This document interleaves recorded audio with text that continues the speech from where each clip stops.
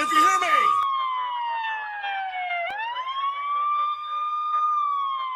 What's happening, good people, and welcome back to another episode of Burn It Down, our weekly recap of all the wrestling news and hot takes. I'm your humble host, Fraz, and join me as always is the kayfabe assassin, Mr. AndiNero, and the ring historian himself, Dirty Dave. But before we get into it, guys, you know the drill by now. Please hit that like button, smash the bell for notifications, and if you're not already, please subscribe because we post weekly wrestling content. So without further ado, gents, how are we doing? How was your week of international football? Really good, mate. Really good. Yeah, top. 5-0. 5-0. Indeed. Yes, the second game was definitely better than the first. That wasn't too bad. 5-0. Take that. I must say, I've been counting down the days till Premier League starts again. International football is like torture. I mean, I'm all for following England, and I do, but just in the major tournaments. I mean, for Christ's sake. Like, the world was ending after Saturday's result against Andorra, and then they beat Serbia 5-0. We're going to win the World Cup. We're like favourites for the World Cup again with Spain.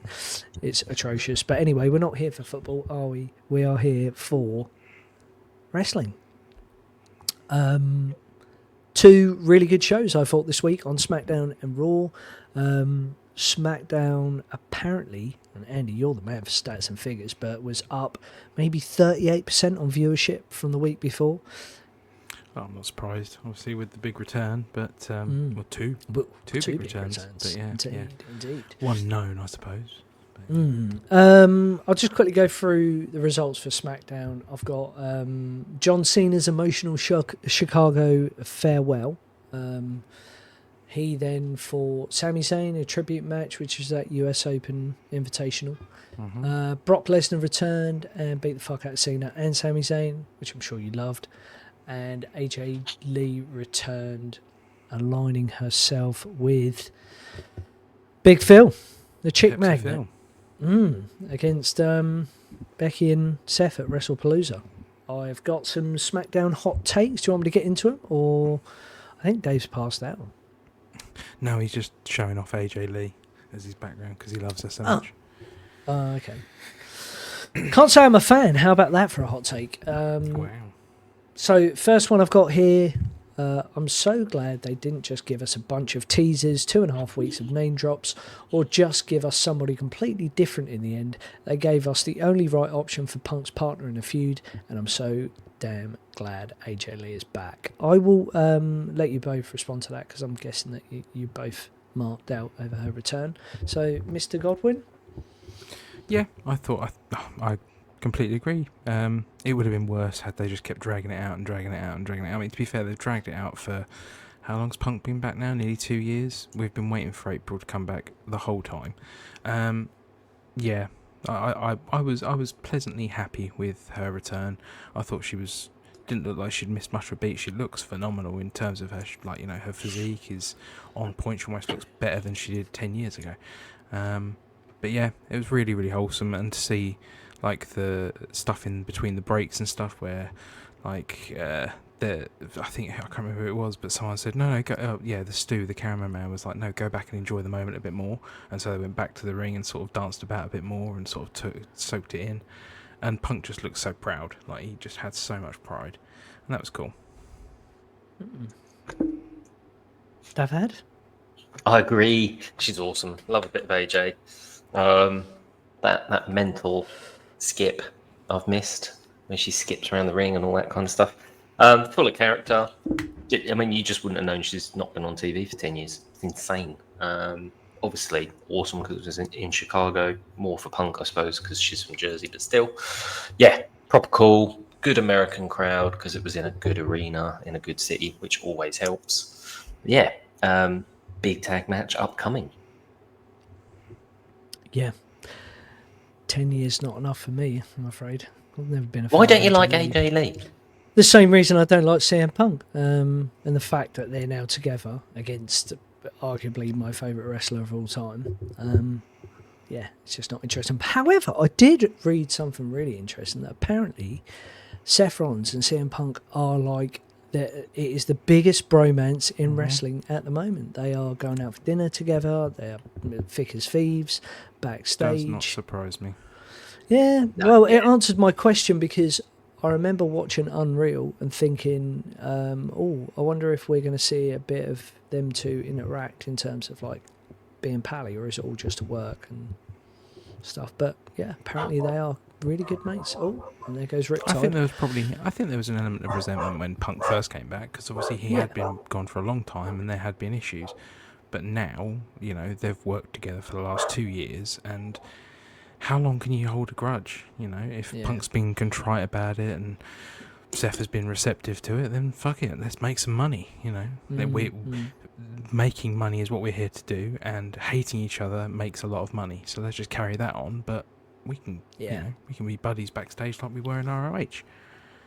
And Seth loved Punk when he was a kid, anyway, didn't he? Like he trained, didn't he train him at OVW? Yeah, they did some training together.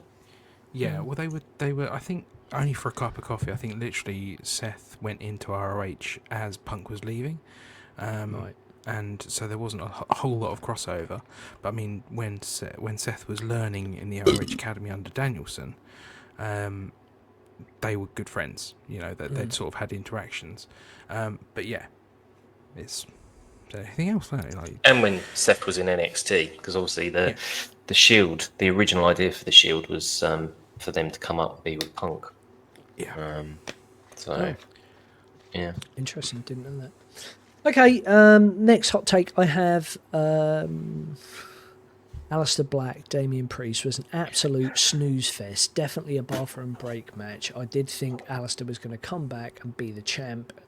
Looks like a distant memory. you go ahead, Davey.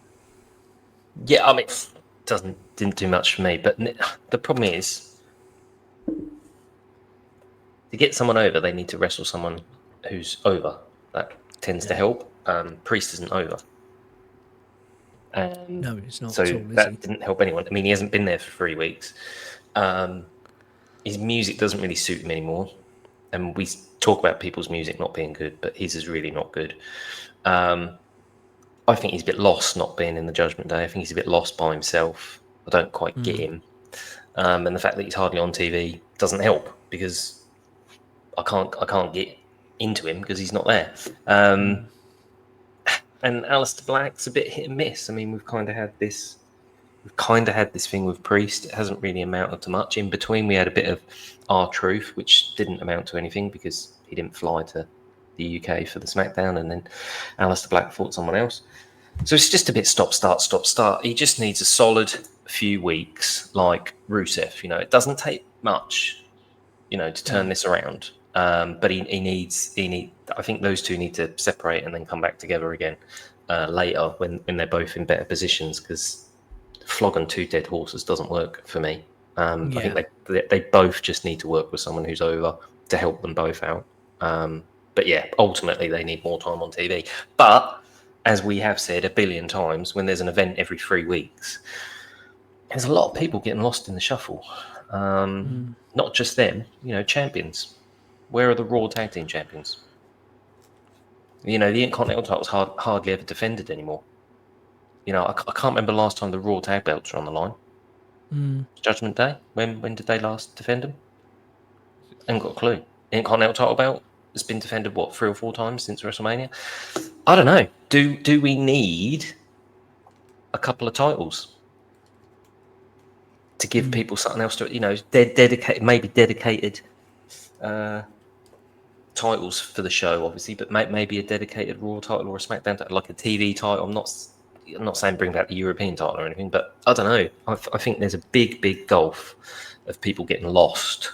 And I think we need something to make it a bit more interesting. And seeing as these titles are not changing hands very often, maybe having a title that floats around and gives people a bit of credibility for a couple of months. You know, we hot potato it for a few months. That might help some people elevate and give them something to talk about and something to do. I don't know. Yeah. It's just all a bit wet, I think, for those two at the moment. That was a really long answer. Sorry. Andy, you got anything to add there? So short and sweet for me, really. Whatever happened to Aleister Black and Carmelo Hayes. They had a start of a feud when Black first came back, and they never resolved it. They stuck Melo with Miz, and now they're a tag team that Melo doesn't want to be in. Why not resolve the Melo Aleister Black feud? Why not throw Andrade in with Aleister Black? Have a feud there. There is feuds available for Aleister Black. The problem is they want Damian Priest over because of the market. They want that Latina market, and they're not going to get it when it's someone that nobody wants to see. No, totally agree. I will give you my opinion on the situation when I read the next hot take, which is the Sami Zayn US title open challenge better be answered by people like Melo, Aleister Black or Andrade, not a different member of the MFT member every week. Yeah, just to kind of reciprocate what you guys have already said, ultimately there is nothing wrong with Sami Zayn now having that title and fighting Melo and dropping the title, and then Melo fights Aleister Black and drops the title the next week, and have a series of weeks where the title means something. Do you know what I mean? Like, some people will see it as, well, if the title's changing every week, it doesn't really mean anything because, you know, anyone could win it, but it makes the title relevant. You're more interested. You're like, Jesus Christ, there's been 3 champions in 3 weeks. That's mad.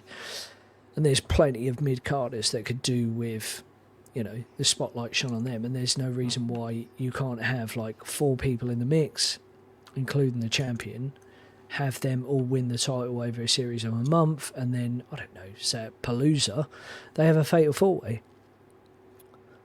It makes sense. I remember them literally doing that with the IC title at the beginning of 2001. I think it was Benoit, Eddie, Jericho, and X-Pac. I don't think X-Pac actually won it, but like 3 of them won it in like a few weeks, and then they all had a fatal 4-way at No Way Out. There's definitely room for some more flexibility. I don't. It's like we spoke about it on last week's with AJ Styles should have won that Intercontinental title. He could have lost it again on Raw. It doesn't matter. And then he could have had his big hissy fit like he had, which we'll probably talk about. It's just about adding flexibility. Kevin Nash spoke about it on his podcast. You know, they gave Lex Luger the title for 6 days in WCW just because it was the right time. The storyline wasn't. That's not how the storyline was written. But they were like, do this now. This is going to be amazing. It's only a week. It won't affect the big storyline. We can come back. It will be fine. WWE doesn't seem to be very flexible at the moment. No. Maybe that's what people mean by predictable. I'm not so sure it's as predictable as it is just inflexible. Well, understand the criticism from certain fans about it being predictable and maybe the right stories not being used with the right titles. We've already talked about Julia in previous weeks in the US women's title. I think the women's IC title is, you know, with Becky, is probably the most relevant and the one that you're interested in the most. The men's is neither here nor there, and the US title now Sammy's got it. It's got interesting again. So, but this hot take basically says, I know we all knew AJ had to come back, but it doesn't take away from how awesome this moment was. For so long we thought both were done with wrestling, especially WWE. Can we give Nick and Paul their credit for doing something this amazing and bringing both of them back home where they belong? Okay, as the resident AEW fan, they capitalised on a shit situation. So they didn't bring Punk back to wrestling. If Punk hadn't have had his experience in AEW and got the flavour for wrestling back and then fucked it up, he wouldn't be wrestling. Like, there's no way they would have patched up. I mean, Punk has gone on record to say that during the WWE Backstage era, when they were doing that show on Fox, he was being asked, do you want to come back? And there was someone stopping him, and that was, whether that be Vince or Hunter or whoever, or Johnny Ace, someone there wasn't letting that happen. So I'm glad that they're back, and I'm glad that they're both having fun, and I'm glad that we're all enjoying the product and that they're putting on forward. But let's not pretend it's because of Nick and Hunter or whoever. It's a family affair. It's a group effort from everyone. Okay. Oh, I think the person was just trying to give them their flowers in their part of the role in terms of bringing them home to WWE. I don't think they were talking about them coming back to wrestling per se, but I know what you're saying. AEW have got to get credit for bringing Punk back anyway, haven't they? Do you not think, David? Oh yeah, definitely, of course. That's opportunity in it. You've just got to take the opportunities that are in front of you. We are where we are. We're in a situation where an opportunity's come up. I think the crucial thing here is AJ's back because Punk and Seth are getting on. And there's an interesting little tidbit where Hunter says to AJ, thanks for trusting us. So that's a big part. She didn't need to come back to wrestling. She'd done everything she needed to do. So she obviously feels that this is a safe, trustworthy environment. She had 2 years of Punks, obviously getting on with them. Great situation. Let's just go with it. Yeah. Yeah, big time. I just think flowers where flowers are due. I kind of agree with this hot take. Just in terms of everyone's quick to criticise about when they make the wrong booking decision or why didn't they bring this person back, and then when they do, everyone has clamoured for AJ Lee to come back, and now she's back. Hunter and Nick have obviously had something to do with that decision. I think the person's just saying he's glad that they're back, but oh yeah, it's great we're in a position where she could come back. So, but I mean, to be fair, could have had Randy Orton as CM Punk's tag partner. I wouldn't mind seeing him RKO Becky Lynch. Becky Lynch. Yeah. We all know Randy beats women in wrestling. Okay, well, last one, allegedly. Last one on SmackDown. I get having Brock beat up John to set up their match at WrestlePalooza, but man, it's such a wasted opportunity to not give Cena one last US title run. This and not getting an AJ Styles match or Grand Slam Cena is making me worried that WWE will fumble John's retirement match. Generally speaking, most people when they retire go out on their back. I cannot see that changing. Well, maybe. I mean, Sting didn't lose, so... But, I mean, this is WWE we're talking about. Yeah. We'll have to wait and see, because we still don't really know who his final match is going to be. He's already fought Randy. He's already fought Punk. He's already fought Cody several times. So, who's left in terms of the hit list for John Cena? Who would have been on his list as the last? I mean, who's left? And I think... who says who's fumbling what? I think at this stage we're now at where Cena's not in a storyline that impacts the title. He's in his own storyline. It's his retirement. This is the period. This is that sort of 90-day period where he's going to do what he wants within reason. So I think it's safe to assume from now on, anything Cena does, he's doing because he wants to do it, or he likes the idea, or he's on board with it. So, and as a fan, let's go with that, I think. Are we going to get all the dream matches we want between now and December the 17th or 13th? No, but does that mean it's fumbled? No. There's only so many matches you can have. He's booked for so many dates. Yeah.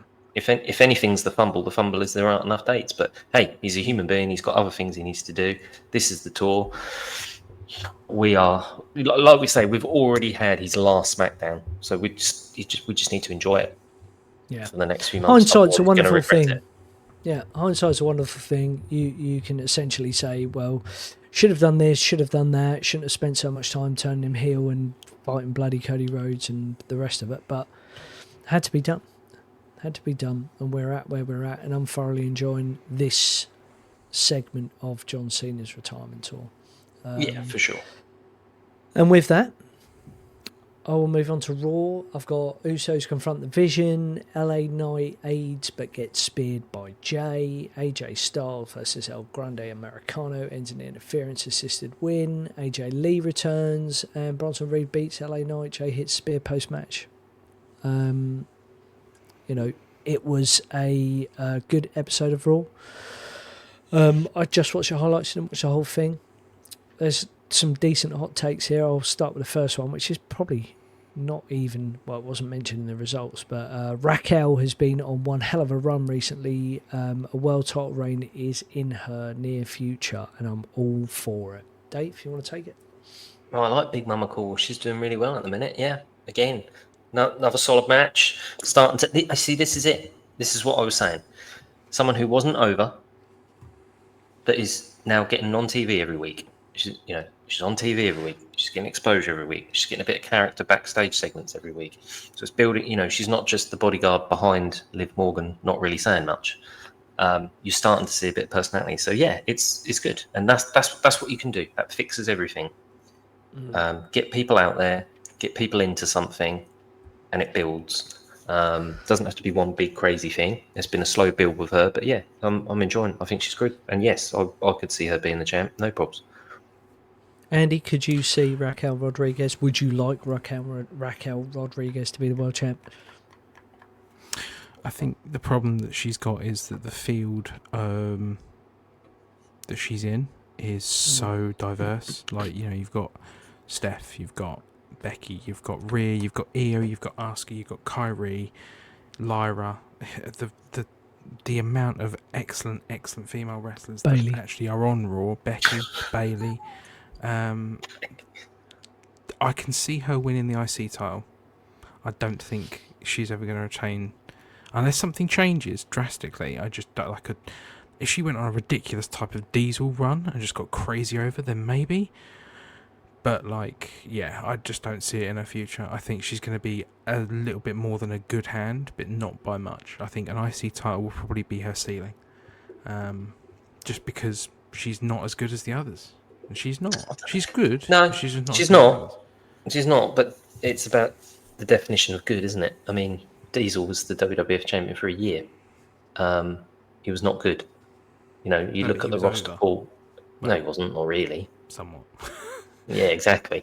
So, I reckon by this time next year, if she hasn't had a little heel run with probably both belts, the IC and the world title, I'd be surprised. But not a long. She isn't the face of the company by no stretch of the imagination. But I can definitely see some championships coming.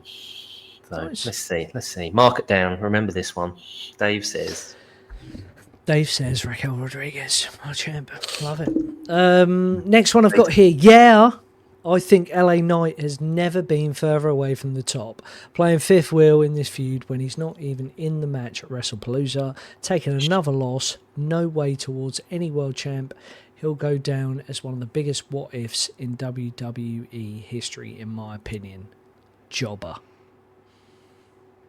Andy. Love this. I can't help it. It's so funny. Do you know what? So the hot take is pretty much spot on. But so when I went and saw one of our loyal viewers last week, and he told me that he'd been watching a lot of Raw, but however he can't watch LA Knight because every time he sees LA Knight, he can only think of one person, and that's Matt King's a ball bag. He literally looks exactly the same. If you put fucking hair plugs in Matt King, it's LA Knight, and I'm absolutely fucking on it with that completely, like a well-stacked LA Knight, a well-stacked Matt King. But yes, no. So that was quite funny. But LA Knight is shout out King Dog Wee Man. King Dog Wee Man, KDWH. Yeah. HM, whatever. Can't spell. Yeah. What if? Yeah. LA Knight, he's never going to get the world title with this rate. Again, there's too many people at the top of the roster that belong there, a bit like Raquel, and it's just not likely to happen anytime soon for him. And he's quite old. He's not old, he's in his 40s, but it's all downhill from him now, I think, truth be told. David? He's the workhorse, isn't he? He's the one on every single episode of every single show and every single house show, keeping whatever feud other people are in sort of loosely connected and going, but then doesn't get the Christmas present at the end. Like you say, he's not even in the match at WrestlePalooza yet. Guest referee. I don't know. I mean, like I said, I think it just all comes back to the inflexibility of the story writers and the booking that we can't just tweak for a month. if someone got injured, the story would change. I mean, Seth Rollins, 2 title defenses in 5 weeks, hasn't wrestled, only wrestled twice since SummerSlam. Cody Rhodes hasn't been there at all since SummerSlam. They're your world champs. Well, someone else could have had that belt, couldn't they, for a month? I get annoyed with the inflexibility. I just think this would never happen back in the day. But this is where we are. Wrestling's about the company and the product overall. It's not about building a superstar and having mega superstars. It is what it is, and that's why you won't get that sort of stuff anymore, which is a shame. The brass ring doesn't exist. No, at least Seth's on TV every week. Well, ish. Yeah. What I wanted to say about SmackDown is that I feel like it's really lacking star power at the top with Cody not being there. Drew keeps coming out and getting attacked by Randy, and it's like, well, where's Cody in all of this? I know he's filming Street Fighter, but yeah, I don't know. I know what you're saying. Someone posted online. I've read the roster for Raw, essentially like all the top stars, and compared to SmackDown, it is ludicrous. Particularly the women on there as well. But SmackDown, you did have John Cena and Brock Lesnar on Friday. You have got Logan Paul. You have got Drew and Randy and Jacob, who's super over, and the rest of the MFT. Sami Zayn now. They have got Tiffy, Mangill, Bianca's coming back. It is there are stars there. They're just not using them in the right way. It's the Aleister Black Priest thing. It's stop, start, stop, start, stop, start. There's not enough sort of consistency. I mean, SmackDown, I personally thought was far better than Raw this week. If you read Raw, or if you maybe watch the highlights, that's not a dig.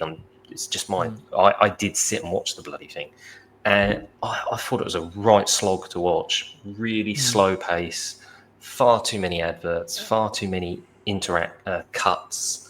You keep seeing the outside of the building and the town, and that's the 800th time I've seen it. That was a tough 3 hours to watch. Now, that doesn't mean that the matches weren't bad or the quality wasn't bad. I just find it too slow paced. Yeah. And there's too many stops in between, whether they're adverts or backstage. I mean, they did a backstage segment of, I think, some women, I can't remember who, during Braun Breaker and Bronson Reed's entrance. So you completely missed their entrance, and you thought, well, hang on, that's the main event. We should be building to the main event. Why have we cut backstage to talk about something I don't understand? It's like, what? I don't get that. Wasn't that Rhea and Asuka and... Oh, yeah, that's right. Kyrie? I mean, it's not to say it was a bad segment, but like, right, that's during your main event has started because the goodies had already made their way to the ring. And we cut. LA Knight's in the ring, and then we cut to backstage, and you're like, what the hell's going on? And then you completely missed that is a Braun pet Breaker hate of and mine, to be fair. That is a pet hate of mine. The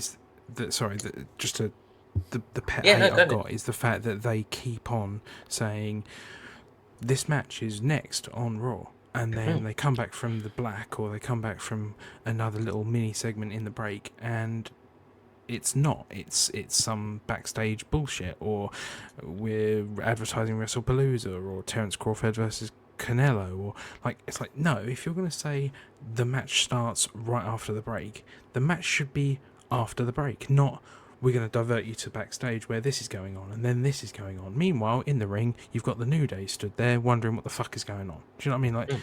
It just makes no sense. Theoretically, you think the willing sense of disbelief, what are they doing while they're in the ring? Just stood there? What are the crowd doing? Nothing. Just looking at two wrestlers waiting for someone to come out. It's just like, no, just get on with it. I know. At times there's 10 minutes between, I mean, not including the actual advert break, at times there's 10 live minutes of TV between the match or between matches. And it's what? An advert for a boxing, or it's a picture of the outside of the building for the 800th time. Okay, you're in Milwaukee. Okay, I get it. I don't need to see it. And I don't think they open the shows very well either. I don't like the way the shows are opened anymore. Here's a shot of the outside and little recaps, and then here's 12 people walking into the building. It's like, oh, well, of course they're all going to be there. Oh, yeah. Yeah. Where's the surprise though? Why show us people walking into the building? We don't want to see it. We want to be surprised. You know. Yeah. I'd rather not have to stand. You know, not see someone walk into the building and see them suddenly come out with their music drops. You know, it's just. That's where I think the shows are let down. Stylistic. Yeah, it is. But I think it damages the talent, and I think it damages someone sitting watching it. Because can you imagine if they did that during American football, or if we're sitting here watching the football and they just kept cutting to a shot of the outside of the stadium and we miss a goal or something? You know, it's just like, why are you doing this? I don't understand. But you know, the stuff in the ring is fantastic, but the rest of the show I'm struggling with, especially on Raw, because it's 3 hours. Whereas SmackDown, I did think last week flowed really well. It felt like half an hour, and I'd watched the whole show. It was like I was buzzing. That was good. It's all down to Brock Lesnar's hat and his feather. I thought he'd hurt his knee as well, because when he gets in the ring, he sort of buckles, and I'm like, oh God, don't tell me he's hurt himself. Oh really? I didn't notice that. Yeah. Next one's my favorite hot take of the week. We will be getting heel Jay really, really soon, maybe even as another member of the Vision. Now, I don't agree with the last part, but the first part, most certainly. And then I read something incredible on Facebook about it all started with Jay, the Bloodline, and Roman, and it's all going to end with Jay, and he will be the new tribal chief. Thoughts, feelings? I wouldn't hate Roman versus Jay as a one-on-one match where Jay goes over. That's a pretty cool way of crowning the new tribal chief and running with it. Like, you know what I mean? Like, they did it sort of with Solo as a sort of, in the sense that absence was the reason. But Solo never beat Roman for it. But if Jay was to actually beat Roman for it, you've got nuclear, phenomenal heat. And we've always said, I mean, you look at everyone through history that's had a semi-mediocre main title, like top title run. I think about CM Punk. CM Punk's first title run was a bit shit. Because I think couldn't agree more. Actually, I think you put it in your worst world champions, didn't you? So CM Punk's first world title reign was shockingly bad because he came in as a white meat babyface, and then won the title. We didn't get to see him being a shit talker, a badass, a nasty piece of work, and we're going to see that from Jay now, and I'm here for it because his ascent to the world title next time is going to be just phenomenal. Great top heels make great top faces after the fact. After they've been heels, you got to be a good heel first. I completely agree, my man. The only thing I disagree with is I think AJ Styles might be the new member of the Vision, not Jey Uso. Oh, fucking hell, that is wild. Well, that gets us on to the next one, which is, did AJ just cut a pipe bomb during the commercial break? He said something about people not wanting him there or something, didn't he? Yeah. I think he said he hasn't got anyone anymore. Yeah. He's not got he referenced Gallows and Anderson, didn't he? Yeah. I'm all for Vision, AJ Styles, but I'm all for AJ Styles just turning heel and, turning into a wrecking machine and winning everything. There's a match we haven't had yet. CM Punk and AJ Styles. It's never happened one-on-one. Yeah, that would be awesome. I don't know. I just sort of thought, and obviously take the physical appearance out, and there's a slight difference in age, but actually, if you look at it, it's not that big a difference. But I just thought he could take the sort of Ric Flair spot from Evolution in the Vision. His wrestling career is slowing down, so I'm not saying he stops wrestling. He'll wrestle more than Flair did, and he obviously looks better and can be in higher profile matches than Flair could at that point. But he could also manage, accompany, and he's good on the mic, which would help Bronson and Braun. Just think he's older than Seth, so maybe. Let's see. Maybe with him, but the problem is you got Heyman there as well, haven't you? So it would just. What do you think? Heyman might break off and join Jay. No, Heyman likes AJ. Heyman and AJ like each Yeah, other. he does. Yeah. Watch this space. Or we can have some new triangle family relationship with AJ Lee, Dragon Lee, and AJ Styles, where they're all like stepsisters, cousins, mums, or something because they're called AJ. Someone did say they want R-Truth to get all three of them confused with each other over and over That'd be again. fantastic. Dragon Lee and Dave, AJ you Lee. sent that today, didn't you, Dave? Yeah. Excellent. AJ Styles Absolutely is AJ excellent. Lee. AJ Lee is Dragon Lee. Yeah. Last one from Raw Hot Take. Ludwig has really improved in the ring, and I'm really impressed on how he's done as Americano. Plus, I really like his new music.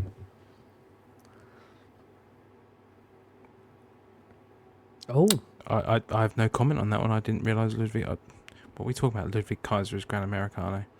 oh, No idea. sorry, I didn't realise we were I thought it was doing Amos. kayfabe on this. I'm pretty sure it was Amos. That's what I read. Well, for those that do believe Ludwig Kaiser is El Grande Americano, I couldn't agree with this comment more. I love the fact that he I speaks agree. Spanish. He is massively over in Mexico, and the music is cool. I agree with all that. I just don't necessarily agree that. I think what didn't you say? The opening statement. He's improved. Like his wrestling's improved. I didn't think there was anything wrong with his wrestling. I always thought he was good in Imperium. But yeah, his character work fantastic. He's doing really. I love him. Well, anyway, maybe he's so, doing yeah. a few more lucha moves, isn't he, than he would have done as Ludwig Well, yeah, Kaiser? Character you're is going to wrestle different. slightly different styles for different characters, aren't you? But yeah, he's a top hand. I always thought he was fantastic. Anyway, in the ring. But yeah, no, fantastic character work, doing really well. I'm glad he's got the opportunity again. Give someone an opportunity, get him on TV every week. It builds and it builds. We're going to move on to the viewers' hot takes now. We have Bill and Ben, the Flower Pot Men. Bill's hot takes this week. Austin's gimmick was a straight rip-off of Sandman, minus the kendo stick. Andy, go. Well, I mean, they did meet in ECW, so there's an argument to be made that maybe that's where Steve got his inspiration from. But no, like Steve Austin's gimmick is born of the fact of, yes, here's a beer-swilling, hot-headed Texan, but he is the everyman fighting against their oppressive, annoying, micromanaging boss. That's what made the Attitude Era. Well, I mean, after the screw job, but that's basically what the Attitude Era was based on. It was appealing to the working class man who'd had enough of his 9 to 5 and his boss getting on his nerves, and then immersed themselves into a product that allowed them to live vicariously through Steve Austin. Because, you know, even now I can say if I watched an Austin versus McMahon interaction and watched Vince getting stunned, I'm putting myself in the shoes of Austin and probably one of my bosses in the shoes of Vince McMahon. I'd love it. But yeah, I don't know if I agree with that one. There are elements to it, but not a direct comparison. Dave, I'm going to give you Bill's hot take, the second one, which is the Dudleys were a rip-off of the Bushwhackers. But before you do that, I've got Walid Youssef on the phone. Walid! Hello, mate. I'm live on the air with Dave and Andy. Indeed. What are you saying, mate? Not a lot. Do you want to appear on the show? No, not particularly. Well, why don't you get yourself around mine and you could be a special guest. We've got 3 more shows to do tonight. I've got a face for radio. Face for radio. Well, that's fine. Touche. I mean, Out of the 4 Dave of us, only saying- one of us has appeared on financial TVs, though, hasn't they? Dave said touche, and Andy said out of the 4 of us, only one of us has had a face on financial TV. That's very kind of him to say, but no, I would contribute nothing to your stellar Correct. show, so keep up the good work and I will leave you to it. Well, magic stuff. Well, thank you for the call, sir. Matt King's a And ball yes, bag. maybe we'll see you very soon. Andy just said Matt King's a ball bag. CB Radio. LA Night. Yeah. Yeah! All right, mate. All right, mate. Catch you later. Apologies for the interruption, Little bit of an ladies and interlude, gentlemen. However, you know, we are live here and anything's How going to happen. unprofessional. in the WWE. Sorry, Bill, your hot take. This is for Dave. The Dudleys were a rip-off of the Bushwhackers. Well, clearly not. I mean, I can't see any similarities at all. Really? Yeah. Well, yeah. I'm sure the body odor was very similar. I don't know. You've got two people from New Zealand who used to be proper hardcore before they were the Bushwhackers. Oh God, what was their name? Can't remember. Butch and Luke. No, their tag team name before they were the Bushwhackers. But they were hard. To be fair, they were hardcore. They used to bleed. That's why they had all scars. Or they used to cut themselves. Oh, the convicts, yeah. Yeah, basically. So, I mean, if you go back far enough, yeah. But as the Bushwhackers, no. Bushwhackers were a comedy gimmick. As the Bushwhackers, before they came to WWF, they were called something else. But I can't remember what it Bushwhackers was. themselves. Yeah, but as the Bushwhackers, no. I'll give you a proper one, Dave. This is Ben's hot take. Too many a good wrestler have departed us at a young age, leaving behind a legacy of what ifs and what could have been. This is making me laugh. What are your thoughts on Sean O'Haire? Could he have gone further, given his ability, stature, and sheer power, if he had a better gimmick and a push? Big up Sean O'Haire, big up Ben for another great hot take. Yeah, I mean, you could have that argument for everybody, couldn't you? Who passed away too soon. I think Sean O'Haire definitely had more potential. I liked his 2003 gimmick. I just didn't understand why he was with Roddy Piper, which I thought ruined his gimmick. Because it's like, oh, I really like darkness and all this kind of stuff, and I'm going to put myself with this Canadian Scottish man. It just didn't work. Fuck Hogan in a mask. Yeah, I mean, you put Paul Heyman. Fucked Hogan in a mask. Fight Hogan in a mask. Apologies. I hear what. And a one-legged man. But you put Heyman with Brock, and you put Piper with Sean O'Haire. Who knows? And the bottom line is, we don't know backstage. We don't know who upset people and who did this. Mark Jindrak upset people, so he got taken out of Evolution. You just don't know. But I definitely think the 2003 Sean O'Haire had a lot more potential and should have done a lot more than it did, for sure. I watched quite a little bit of, I watched at the time quite a lot of 2000s WCW. I actually really liked Sean O'Haire. I thought Sean O'Haire was excellent in the ring. He was green. He was definitely green. But he certainly had bigger upside than people like Palumbo and Jindrak and fucking Meat. Yeah, I think it was a shame. I agree with you, Dave. His gimmick in 2003 was excellent. The shorts that he was cutting, those like I'm not telling you anything you don't already know sort of thing. That's it. Yes, that's it. I see so many similarities between that gimmick and what Karrion Kross was doing. Yeah, that's a very good point. Yeah, so you think 20 years ahead of its time, yeah. But literally it was a case of Sean O'Haire, well, we don't really know what to do with your character. We're going to stick you with Piper and let you fight Hogan and Zach Gowen. And it was just why? I suppose at the time he was a bit of a watered down Raven, whereas now, because we haven't had a decent character like that for so long, apart from, say, Karrion Kross, you can turn around and go, oh, it would have been really good now. I still think it would have been really good then. I think he used the burning hammer, didn't he? Like the inverted, like the rack. Definitely driver. Inverted. He got Rikishi in that. Yeah, and he had a great swanton as well. He was awesome. Yes, he did. Just think in another world, Shawnton. He could have been teaming with Billy Gunn instead of Chuck Palumbo, couldn't he? And then well, someone else who was green, who I really liked more than Sean O'Haire, was Captain Bucky O'Haire. And that leads me on to our last hot take, which is Troy's hot take.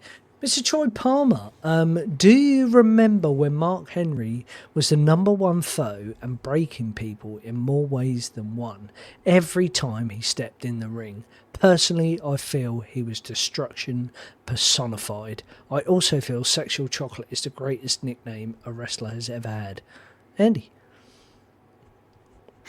If he's talking about the Hall of Pain and the salmon suit retirement, that's one of my favourite moments in Mark Henry's career. I've always been a Mark Henry fan, believe it or not. I really, really like his work. In terms of his limitations, he didn't let his limitations get in the way of his production. You know, he was good at what he did, and he was a fucking unit. And I never had issue with that. Some of his stories were a bit ropey in terms of, you know, being the father to a hand, Mae Young. But yeah, generally speaking, yeah, always liked Mark Henry. Thoughts on Sexual Chocolate? Who doesn't Being like the chocolate? greatest nickname of all time? Who doesn't like chocolate? Everyone loves chocolate. Mm. Even Dave? Sexual chocolate. There's only one thing I didn't like about Mark Henry, and that's when he used to wear those white ring outfits, and he'd be so sweaty by the time he got to the ring, they'd already be grey before he started wrestling. I just thought, why have you done it? But other than that, no, he's a legend, especially Sexual Chocolate. Mae Young, He Sexual is. Chocolate, the Hall of Pain, the salmon suit. What more can you say? What more can you say?